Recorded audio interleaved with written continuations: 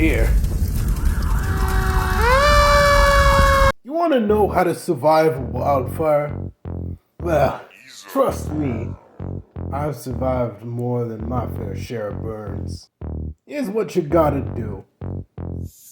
If you see a wildfire near you, especially a big one, report it immediately. Firefighters have jobs for a reason. And if those fighters tell you to evacuate the premises, do it.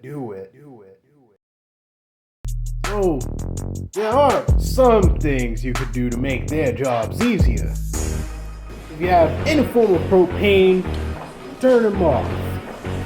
Lights too. Oh, and make sure that anything that could catch fire outside stays away from the doors and windows. Have some form of water near your house, as it can help a firefighter douse the nearby fires easier. Now, here comes the most important thing.